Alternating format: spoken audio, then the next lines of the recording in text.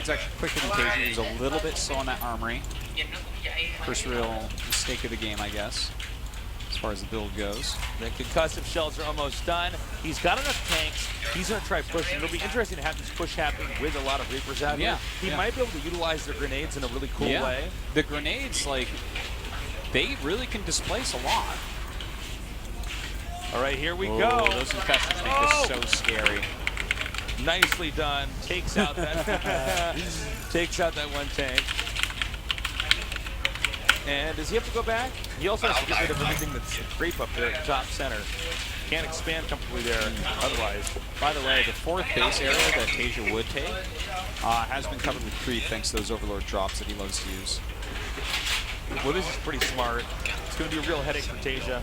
Tasia's doing a pretty good job of being present on the map and running around, trying to harass. He's going to have his hands tied a little bit with that creep up there.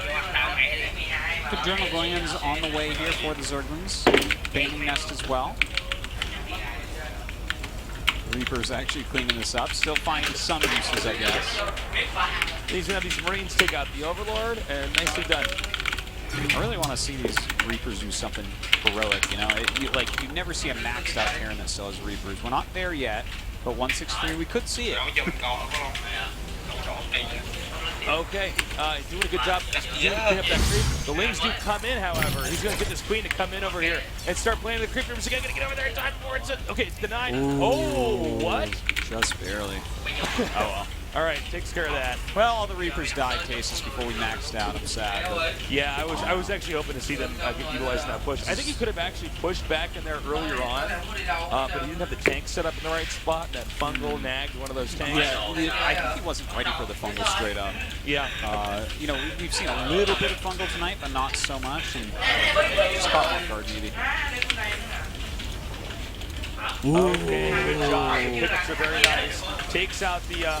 Oh, that's kind of funny. One of them. He doesn't quite get that medevac that was actually full. That would have been pretty huge. But you know what? He took out enough.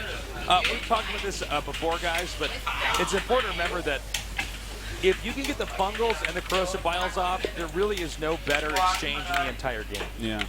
There's really nothing that compares to it, except for the player that puts his running in hold position, turns off his monitors, and you send bird lords at him. That's about it. It's basically more efficient than even a fungal and a Psy Storm. It's kind of crazy. Because the Psy Storm costs energy and then it doesn't cost any for the corrosive bile. Yeah, that's true, actually. But it's pretty awesome. It can become super efficient over time and whatnot, but it is quite hard to pull off, I would say. Like the Roaches, I'm not sure what was up. Yeah. Terran is trying to expand to the top center. Looks like he actually wants to possibly free up some supply here with those other Roaches. Down to 187 now. All right, Ghosts with Cloak are going to be out here very, very soon. T2 is going to finish. He does have his fourth base up and mining. How many siege tanks does he actually have left, and how many liberators? Because we haven't really seen his main army. We've mostly seen just stuff running around. I know he had like 3 or so. He doesn't want as many liberators if he sees that there are this many Ravagers out. That's a good point. Liberators are actually not a very good investment. Like Medevacs probably are a little bit better. I'm just worried if he doesn't have a no man's land that's really hard to break through. It feels like the Ghosts, it gets really hard to hit the snipes, right? Like you have to have something that the Zerg has to deal with so that the Ghosts can get the snipes off. So that's just the one thing I'm a little bit worried about for him here. Does have a planetary here. Yeah, so this will obviously be completely fine, this base over here. And right now, I gotta say, Tasia's looking pretty unbreakable, but at the same time, so is Ragnarok. Like, I'm not sure who can even attack the other. Looks like Liberator's starting to be produced a little bit, at least. Not sure how well they're going to do with how many Corruptors are being made, though. Failing drop coming up towards that fourth. Both these guys are going to have a hard time. Okay, he has 4 tanks. But he has like 4 tanks, like 1 Liberator, I think. Is that enough of like a buffer for the Ghosts? Because he has a lot of Ghosts. Enough so that he can actually get, you know, keep everything back that can actually hit the Ghosts so they can actually snipe without getting it up in the right channel. He's going to try to break. Oh, nice job. Bailing buffs over here. He's going to take out the majority of those SCVs. 8 kills. Now he's pushing down here in the bottom left, and he might even be able to push in the bottom center. If he can keep this up, there's really not a whole lot that Zerg can do, as Zerg's going to have to expand either the bottom left or the upper right. These are pushable areas here for Terran. You see those two ghosts that were sitting there cloaked? Yeah. Like, he was just ready for anything that came to snipe it. Like, let's say that the Overseers lead into the snipe zones and there's no more detection on the rest of the ghosts, are just going to wreck everything. It's super smart. Really cool stuff. And you can catch all sorts of units too. What if the infestors walk up first? Like, okay, that's great. Cool moves with these guys. I love that ghost play from Tasia. We're actually seeing Burrow get upgraded right now. Oh, cool, yeah. Probably for those infestors, I would say. That is a lot of banelings. Tasia's going to have very good kiting if he's going to be okay here. Guys, this may be Tasia's last competitive match that we ever see. Yeah. Currently not on a team here. He wins, he goes on to the round of 16. He's already taken out Sue. If he loses, there may not be much incentive for him to keep playing. No, I would say not. He's already kind of announced that this is what he wants to do. Okay, well, here come these burrowed infestors. He has no idea about this right now. This is... Oh my god. Oh my god. Oh, and that is just huge. Those ghosts, though, he does cloak. He does try to run out of here. That was a huge angle, though. And see, this is what I was worried about. Without that entrenched position, the ghosts are able to do nothing. They're just running out of here. I picks up some of them in the medevacs, but... I mean, ghosts alone, you need to have like a really kind of crazy setup in front of them so that things like this can't occur, but wow, good moves by Ragnarok. That actually might be the game. Might be. He's doing so much damage right now. There's so many lings over here. They're going to be able to surround these ghosts. He picks up the ghosts again. How often do you actually see ghosts picked up in the ghosts? No, not so often, but maybe we'll see it more after tonight.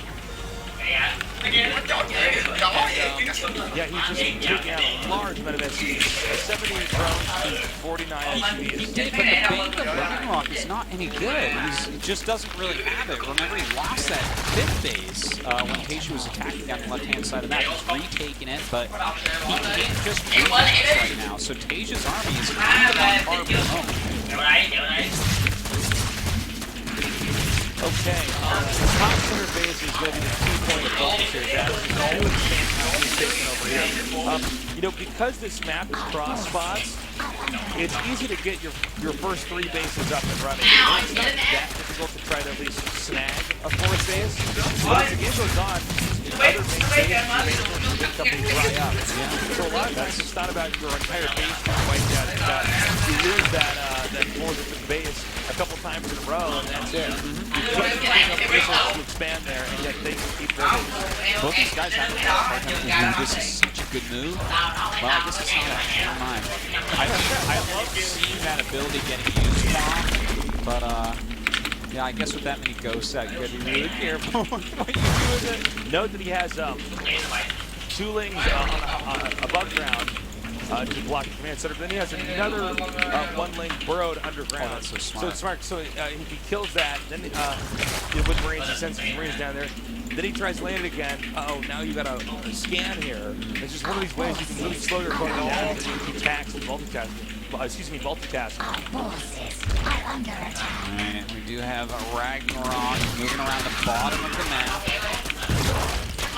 And let's see if he can actually bust him up here. Zerg is setting up for a good position. Here it is. Is he going to pick up in time? Is he watching? The rush is now hitting the medevacs. Medevacs are not able to get away as quickly. So many banelings spilling up north. Actually going to connect to these ghosts. No! A great cloak. But the Overseers are coming in right now from above. He's splitting his ghosts right now against Bane. It's not something you see every day. I'm seeing it all now, Artosis. GG. Ragnarok takes game 1. Okay, that was a good game, though. Tasia had some strong plays in there for sure. You know, it became a little bit hard there towards the end. He made a lot of ghosts. He didn't really have a big setup in front of them. And that one attack where Ragnarok rolled in and killed a bunch, and he had to pick them up. I think that's where Ragnarok really got the lead. All right. Dust Towers is going to be the map that games for Doom. Tasia, I don't want to see that 3-rack Reaper anymore, Tasia. No, I don't either. I don't want to see it. I want to see him play macro. Yeah, he played such great macro games before. And the thing is, he went into macro, but the Reapers did nothing. Yeah, it's like a pretty good map for him, and he's still really, yeah, they do some things, guys, but I don't think that they have paid for themselves either the games that Well, they did. every other unit you get in the game develops a different type of utility later on, except for the Reaper. The Reaper rapidly becomes obsolete compared to anything else you can get on the map. More so than the Cyclone. Yeah. More There's so than nothing that becomes more obsolete than a Reaper does after 5 minutes of in-game time. yeah, that's about right. It's useless. You have less Marines. You started your medevac tech and tank tech later. I don't like it. If Cage is going to win, he's going to have to do that traditional Terran style. Let's see it. Map Dust Tower is definitely one you can macro on heavily. Montasia. Guys, we're happy to be back from LA after the StarCraft Summit. This is Tasia versus Ragnarok, the Tastos is jet lag edition. In the upper left in the blue, he is in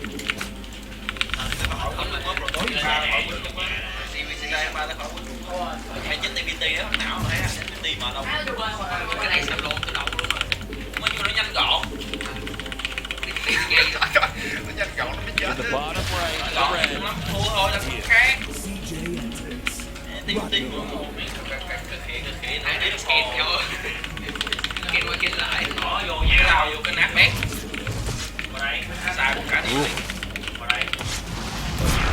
So this is that super turtly map. Also, guys, that is Ragnarok. A little bit of a display in there.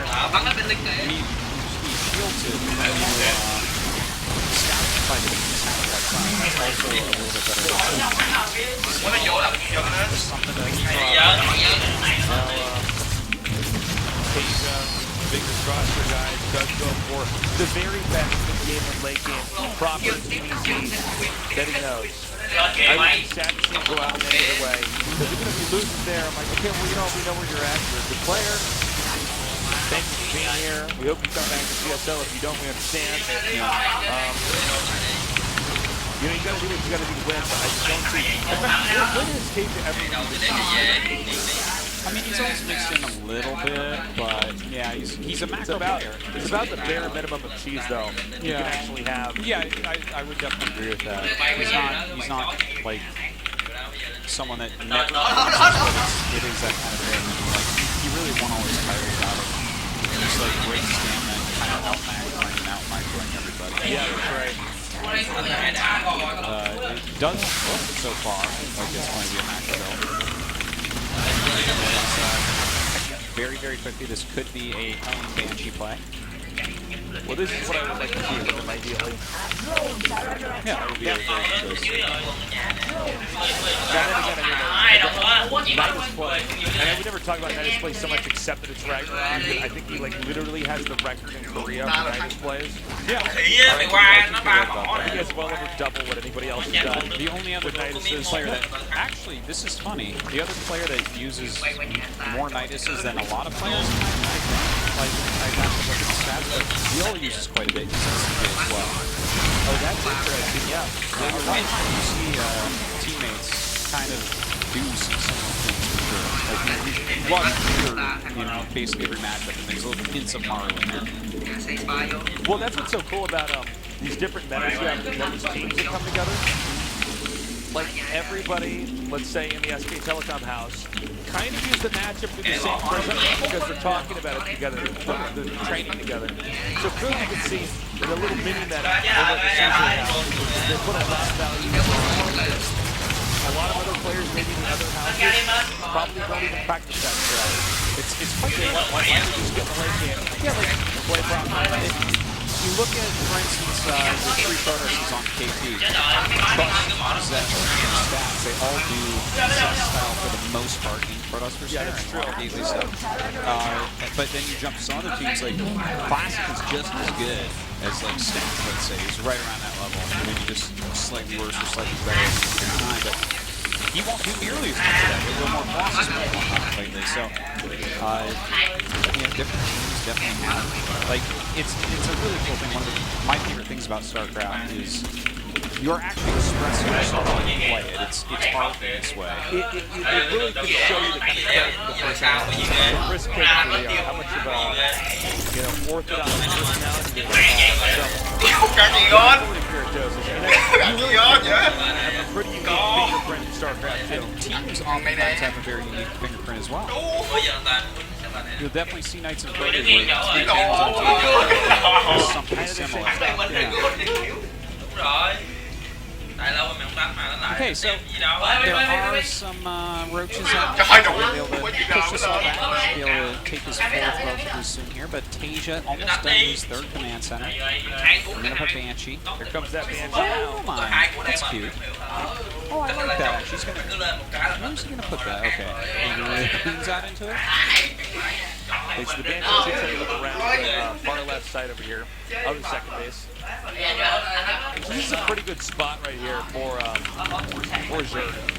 You think he's going to use that Nidus for anything else later on? Well, I mean, he could use it later on, but I'm not sure exactly what for. Like, maybe for like some big move if it gets really late game, but I think right now he just has to completely ignore it and just try to hold on. Get his creep spread out as far as he possibly can, take the fourth base, and hold on to the fourth base. Terran is out, moving around on the map, continuing to get a good amount of upgrades. And, yeah, just pumping tanks, getting the custom shells. Zerg is just trying to deflect all these drops. He's not even taking a fourth base, instead just teching up a bit into that infestation pit. But with no fourth hatchery, what is... I'm just like wondering what the goal is. Maybe he's going to double expand or something? Because this is a little bit weird, right? A couple infestors? Yeah. I don't know. I mean, Like, just make it double hatch? He had to have a fourth base up like yesterday, so Yeah. this is kind of weird. All right, so he's finally taking this one at the center left. Maybe he'll be able to hold it for the time being against a small group of Marines. Dave's really not super on the ball there. He's definitely doing something else. Infestors on the way. Very late with that fourth base. Hive is coming up as well. Okay. Definitely liking Tasia's position. Very strong macro is underway. A lot of add-ons are about to finish, which is going to let him really get his units rolling out. Looks like that push might be coming out very quickly here. Now, to be frank, I don't think Terran should push. Not Zerg is still on 3 bases. There's no real threat to it. You know? Totally. Like, Zerg's not going to have a big ass army, too. But, you know, if he gets in here and can deny this fourth base again, I think that might be the end of the story there for Tasia. And, well, Tasia's coming down right now, and, you know, will he be able to actually cancel this fourth? There's 3 infestors out. Yeah. Well, this will depend on if EX gets the fungals off here. He scans, really trying to stem forward and come get these infestors. Yeah. He does. Yeah, small amount of units do get fungal right there. That's a really great fungal, but he doesn't actually... Oh, there you go. He actually did have some corrosive vials go down. Very well done. In fact, a pretty decent spread here from Ragnarok. Going off a bunch of units on the right-hand side. But he loses that fourth base, and, well, that doesn't bode well for him. Man, oh man, I think we're probably going to go into 3 here. He's taking out that base, he's regrouping, he may back up and take a fourth base of his own and just continue to scan and survey his opponent and see where his opponent's expanding himself. Well, at this point, since he killed that fourth base and, like, I mean, wait, he already got +2 attack, right? So that's actually really good. But I feel like Tasia's in just such a good spot. He just continues to macro and doesn't do anything boneheaded. You know, he doesn't like overcommit heavily and get fungled to death. Oh my Seems God! like he's just gonna be able to take it. No transfuses there in the moment they needed it most. I feel like Ragnarok's kind of falling apart here. Now, keep in mind, Ragnarok still has a pretty formidable army, and you face off against it head-to-head. Tasia continuing to try to push. Ultra's Cavern is on the way. Tasia's fourth is being made. As Liberator's coming as well. Ooh, catches an infestor. Kills the fourth base. Yeah, no Straight cancel. Looks like he was trying to go for maybe the medivac with the fungal, but it was in a good spot, able to back out. He scans here from Tasia and he's saying, all right, do you have another base? Seeing that he does not. Only tells Tasia all he has to do is sit back and relax. This is actually the third problem at one time. They're going to do something to activate a comeback. I don't know if he's going to find that activation. Well, you know, the Ultras, if he gets these Ultras out and he can actually like keep them alive until Chitinous, maybe he has a chance, but it doesn't look like that's going to be the case. Oh, man, good Fungals right there, good Corrosive Vials, but that's not possible enough. He only has the one. That's correct. Yeah, good Corrosive Vials, but not quite good enough. I don't think he could have been good enough. I think he just doesn't have enough supply here. He doesn't have a big enough army, a good enough army. That's what he's fighting. Okay, he's itching to come back in again. Right now, supply is 180, excuse, I should just say 190, 175 here. I don't know if Tasia is going to lose this. He is just so close to winning this game. Pushing forward here, bringing up some of the Sea Shanks as well. Cancels that forward base for like the 5th time or so. Now he goes back. Chitinous Plating's about to finish. He's about to have 5 Ultras, I want to say. Still has a decent amount of Raptors. Has that +2 carapace plus the Chitinous, so it's like pretty good. He has to wipe this army. I don't think he's going to wipe it. There's too many Sea Shanks here. Yeah, like this is just not going to be cost efficient enough. Right, here we go. He's coming down now. You can see the Terran army beginning to kite. A little bit of miscontrol there. Wow, the Ultra's actually doing a really great job. Cutting through absolutely everything. A huge amount of money. And Tasia might bring back, picking on some of these Ultras. Gonna have to pick up pretty soon now. In this dead end area. Ooh, I like that. Starts hitting the rocks and Ragnarok turns around. He's still continuing to pump out these tanks there, but he's got to be careful right now. It's actually pretty scary for Tasia. Tasia